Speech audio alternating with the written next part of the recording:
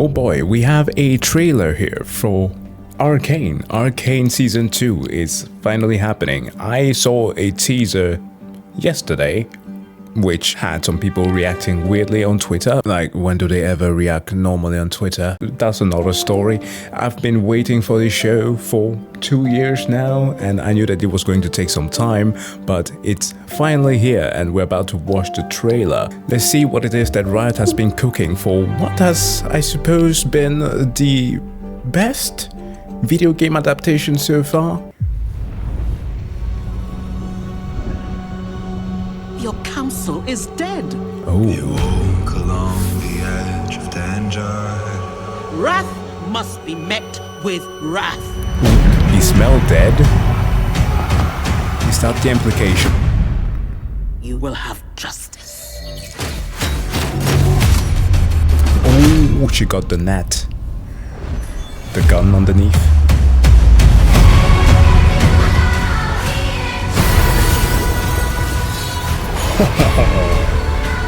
I will lead a strike team into Zaun with 3 objectives. Locate Jinx.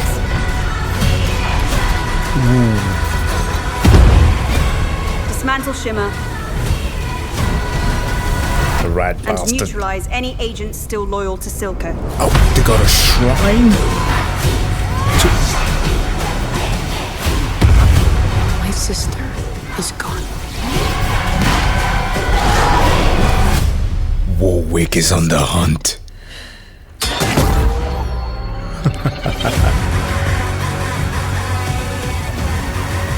Oh, this is going to be Jinx! awesome. Finally got the name right. Sister.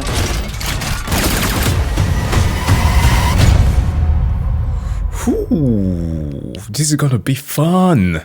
Okay, let's do a quick breakdown here because there's a lot going on. So, okay, from the start here, obviously these are like the aftermath of the devastation that Jinx caused, right? Dead. When she decided to do the sad walk while listening to Sting's What Could Have Been. And of course, Ray Chan.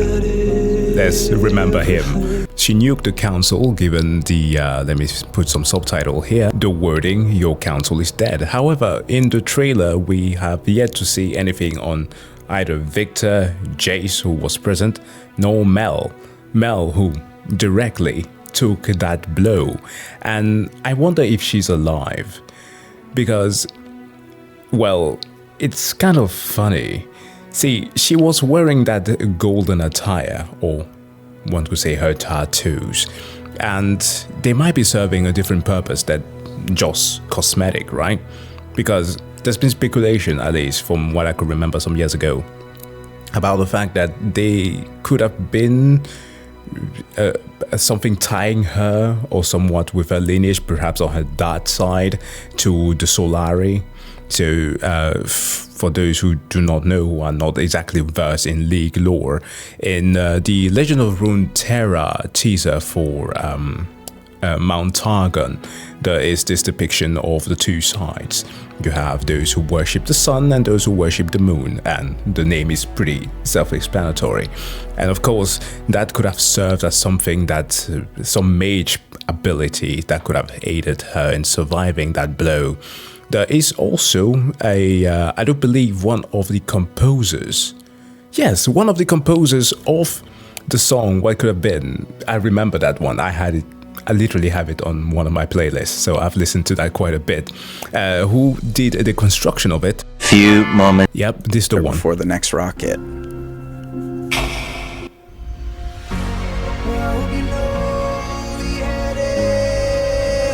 By the way. What could have been? Oh yeah, that was another See, thing. the scene right that there. very last what could have been. We knew we wanted to have it somewhere, but we didn't get the final sound effects from our team until fairly late on. So it was a little bit of a guessing game of like, okay, where's there going to be a little gap in the sound effects, like post her armor shimmering and then pre the rocket hitting the glass, where we can just sprinkle it right in there. So he said her armor shimmering, so we can suppose that it is an armor in fact. Now, whether or not it carries with it some magical properties, that is yet to be known. You walk along the edge of wrath must be met with wrath. I love this, okay? Ambessa was super imposing in the first season, and I suppose that she's doing the same here. Now, there could be different reasons as to why she's acting this way. I would be in doubt of the first intuition that I have with this. Because one, from what I could see after this shot, there are, what are they called again? Noxian soldiers standing. Yeah, saluting. To my understanding, Arcane is not continuing after this season. I could be totally wrong about it, but it is something that I've heard. So it would feel weird to suddenly implicate a war or a conflict that involves Noxes out of nowhere. So it is more plausible that she is doing this as a form of retaliation to, well, get some justice, as she's going to say in a bit. With regards to perhaps the loss of her daughter, or she is critically injured and Jace might be absent trying to find a way to cure her, which will justify her disappearance. Of course, Victor, who is healing from all of his injuries, might be a person that wanted to aid him in that quest, so that will also justify his absence. But we have yet to see anything about that. It's just speculation, of course.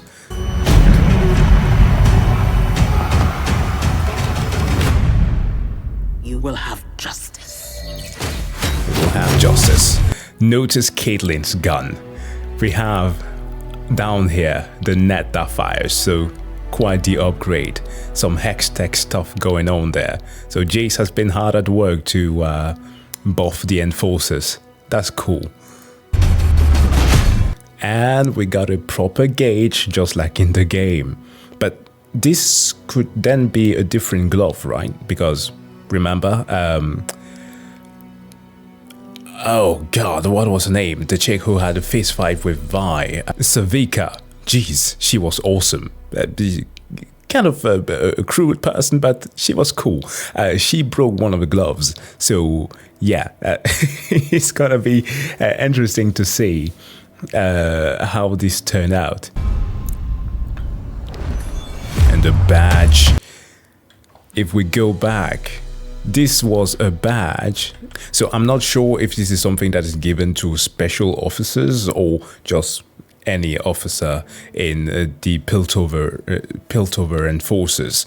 But I think that Marcus, the guy who sold the information to Silco, as well as his boss, had that badge before. It was at least something that they were carried on their persons. So Vi coming out of the shadows there is quite sad, because she's not happy with this. Remember, the whole thing about her is that she hates enforcers with every fiber of her being. They were the ones who hurt her parents, killed them during the 2021 protest. I'm sorry, I couldn't help myself. There's something about this and I'm gonna expand on a little bit. But they were left childless, her and Jinx, and thus Vanda took care of them. So her literally becoming the thing that she hates has gotta carry is hard on her. Ooh, I don't know who's going down there. If we have Echo again with his gang coming down now with some new tech. Oh no, it's definitely not Echo. He would not engage with these guys. Okay, that explains it. I will lead a strike team into Zaun with 3 objectives. Locate Jinx. This scene, yeah, I love it. Because I want to bet that this is one of those misdirections of, oh, you think that this is a final conflict? Because we did see at the end of the trailer there a pose between Jinx and Vi where they were fist fighting, or at least clashing into each other. I'm gonna bet that we are gonna have this separated in different arcs, just like we did with the first season. This would be Vi trying to investigate finding her sister until she eventually actually gives up on her. So this might just be part of like the first arc or something. Dismantle. Ooh, quick glimpse there What was that? Holy shit, who is Vestias and who is this guy in the back? With some kids. And an explosion. Fuck me. Oh no, a bell just rang here. This is the Tyrion guy that was in not the Grove, but the tree place, that place of refuge that Echo was operating alongside Heimerdinger. It is him, right? The bad ears. That is the guy. And of course that would make sense why there are kids along with him. But he is wearing an enforcer outfit, right? Judging from the hat. But that wouldn't make sense. Like, how would he disguise himself? Or perhaps he just got a makeover, some new threads. So yeah, he's a Tyrion. That's what they're called. And of course, the rat bastard, Singed, being arrested for God knows what experiment that he's been doing. We know that it's Warwick, but Mantle Shimmer. Savika and a colossal titan. Damn, that's a big boy. But hold on, just a quick shot before there, as the enforcers were coming in. Look on the side there, they're looking at what contraption is hanging up there. Warwick is not hanging on to that. Or Vanda, so we know what's going on. He's been let loose. And the wolf will hunt. And neutralize. I don't know what this person is, but they are said to be loyal to Silco, and given the purple eyes, they are on Shimmer. And also, dude's got a comb over. What the hell? Any agent still loyal. And a shrine to whom? This is not Jinx, is it? But that doesn't make sense. Like, who? And the haircut doesn't fit, so who is she? Is it one of the council members that were with Silco that I do not remember? Might have to look that up afterwards. To Silco. Ooh, dude! Go back. Okay, alley fight. Dude's got knifed up. Everybody is getting enhanced here with hex tech. Or at least chem tech, I suppose, will be the right word here for Zaun. And Savika is, I mean, with the paint job on that thing and the moles that he has, I'm gonna say that she's sided with Jinx. Yeah, that makes perfect sense. Silco is no longer the boss, so the next best, the crazy chick who can at least provide her with some drugs. Echo. She's being revered, huh? To a certain degree. My sister is gone. Heimerdinger. Ooh, the beefcake. In his voice, what did he used to say? It's best when they run. This has to end. And then we get a hex tech bullet. Jinx! Ooh, this thing was kind of interesting because I wanted to see what were the pictures there. And these are all...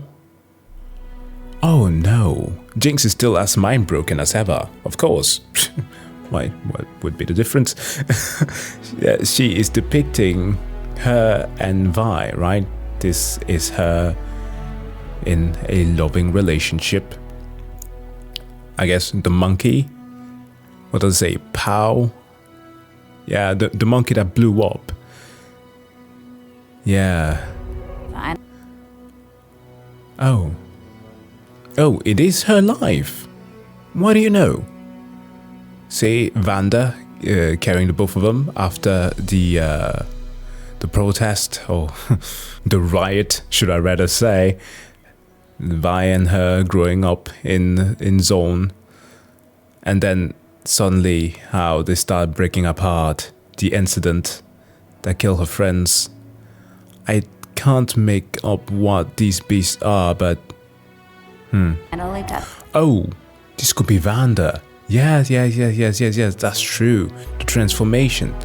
And whatever figure there is in the background is interesting. Who is that supposed to depict? The name right. Sister. Gloves up. Who do we have more pictures of? Oh, that's her friends. There's a mark on everybody who died. Yeah. I don't know who this is supposed to be depicting. It could be her. Yeah, the sad little girl. Damn.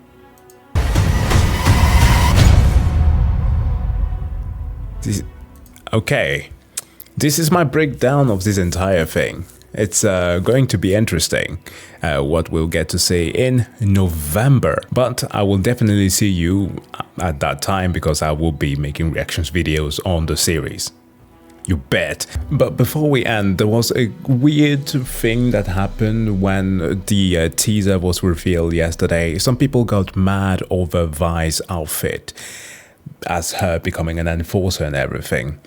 To which was, I guess, it took some people aback a little bit because 2021 was obviously a different time and some people were like perhaps too much of in the mood of saying fuck the police, which I'm all the way there singing the French song for that. And there was a whole lot about police corruptions, which is still going on, but there is a thing that people should be able to like separate real life with art sometime is kind of important. And while I do not mean by any means to impose that it is obligatory for people to consume auxiliary content to get the full picture, you can watch something and enjoy it to the degree that you want. It's totally fine.